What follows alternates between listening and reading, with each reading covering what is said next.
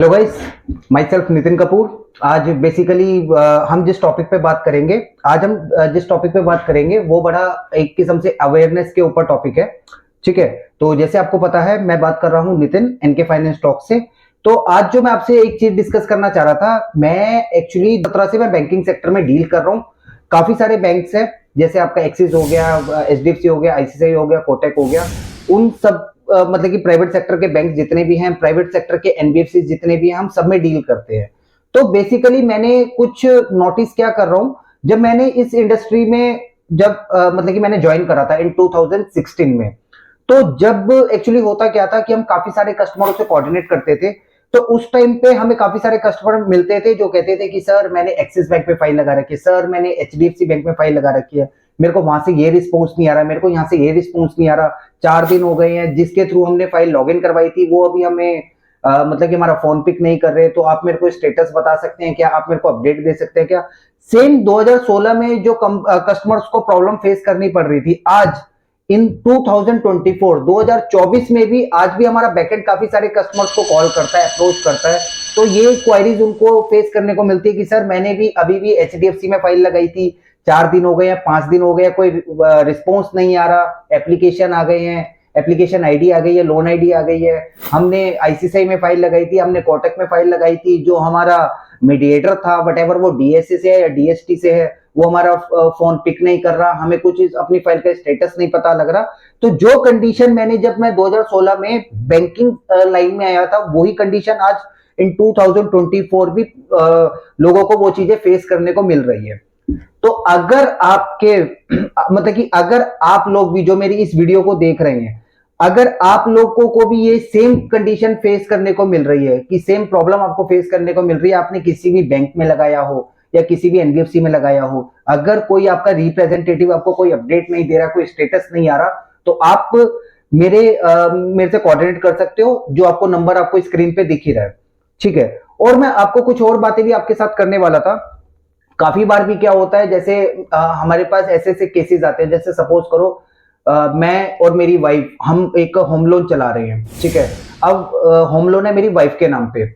ठीक है, लेकिन वो मैं उस लोन में एज अ को एप्लीकेंट हूँ। ठीक है, अब वो मेरे सिविल में भी शो हो रहा है वो होम लोन, और वो उनके सिविल में भी शो हो रहा है।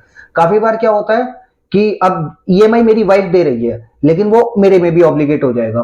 तो काफी बार क्या होता है, वो केस डुएबल होता है, लेकिन उस चीज की नॉलेज नहीं होती किसी कस्टमर को।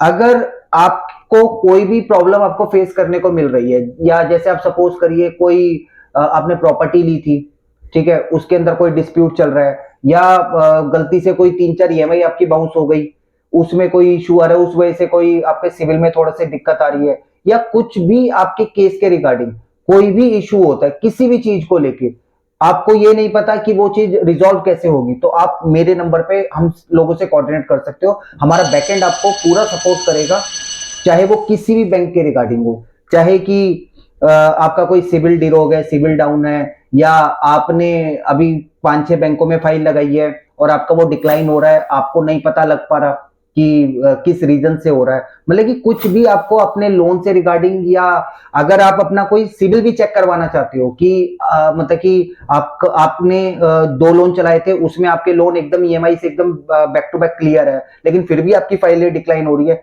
तब भी आप हमें कोऑर्डिनेट कर सकते हो। अगर किसी कस्टमर को अपना सिविल भी चेक करवाना है कि मैंने कुछ टाइम पहले वहां पे 1-2 ईएमआई बाउंस हो गई थी, लेकिन मैंने पेमेंट पूरी कर दी, लेकिन फिर भी ओवरड्यू दिख रहा है, कुछ भी दिख रहा है, तो उसका क्या सॉल्यूशन है?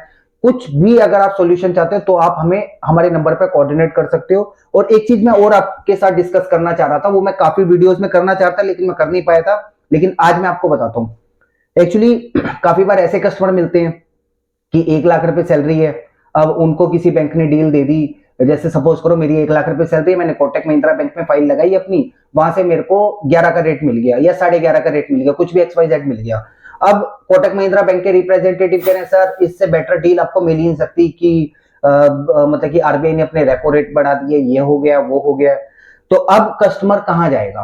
अब कस्टमर ये तो है नहीं कि वो अपनी फाइल को लेके पहले एचडीएफसी जाए, फिर अपनी फाइल को लेके कस्टमर आईसीआईसीआई जाए, फिर अपनी फाइल को लेके कस्टमर एक्सिस बैंक जाए। अगर आपने कहीं फाइल अपनी लगाई है, वहां पे आपको वट एवर 11 का रेट मिला है, 11.5 का रेट मिला है, 12 का रेट मिला है, अगर आपको ये चीज नहीं पता कि मेरे को क्या इससे बेटर डील मिल सकती है या नहीं मिल सकती, तब भी आप हमारे कॉन्टेक्ट नंबर पे आप कॉल करके इन्फॉर्म कर सकते हो। हमारा बैकएंड आपको इन्फॉर्म कर देगा कि अगर आपके पास में एचडीएफसी से 10.5 का रेट आया हुआ है या आपके पास कोटक से 11.5 का रेट आया हुआ है, आपकी इस सैलरी पे आपकी कंपनी के अकॉर्डिंग हम आपको इतने का रेट दिलवा सकते हैं। आप खुद किसी भी बैंक जाके इस बैंक में आप ट्राई कर सकते हो कि आपको रेट मिल जाएगा। क्यों?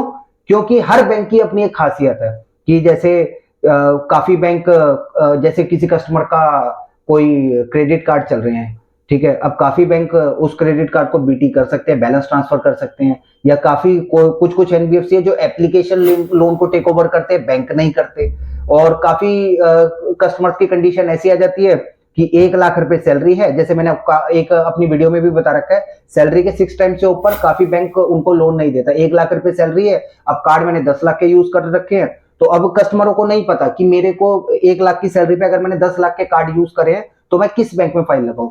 आपको पर्सनल लोन से, होम लोन से या बिजनेस लोन से आपको कुछ भी इशू है या कोई आपको प्रॉब्लम फेस करने को मिल रही है, तो आप हमारे नंबर पे हमें कोऑर्डिनेट कर सकते हो। तो हमारा बैकएंड आपको 24 से 48 घंटों में तुरंत आपसे कोऑर्डिनेट करेगा। या आप कोई ऐसी चीज, ऐसा कोई प्रॉब्लम फेस करो, आपने कोई होम लोन लिया था, उसमें पोजेशन नहीं मिली है, तो कोई केस चल रहा है, या कुछ भी XYZ कोई भी आप प्रॉब्लम फेस कर रहे हो, तब भी आप हमारे नंबर पे कॉल कर सकते हो। हमारा बैकएंड आपको 24 से 48 घंटों में कोऑर्डिनेट करेगा आपसे। और तीसरी चीज, अगर आपका इवन कोई लोन भी अप्रूव है, चाहे वो 11 के रेट पे हो, चाहे वो 12 के रेट पे हो, चाहे वो 20 के रेट पे हो, चाहे वो 25 के रेट पे हो, और आपको ये नहीं पता कि आपको किस बैंक से आपको बेटर डील मिलेगी, क्योंकि ऐसा तो है नहीं कि आपको एचडीएफसी ने अगर 11 का रेट दिया, आप एक्सिस भी लगा दोगे, आप कोटक भी लगा दोगे, आप 6 जगह फाइल लगा दोगे, इससे आपके सिबिल पे इम्पैक्ट पड़ेगा।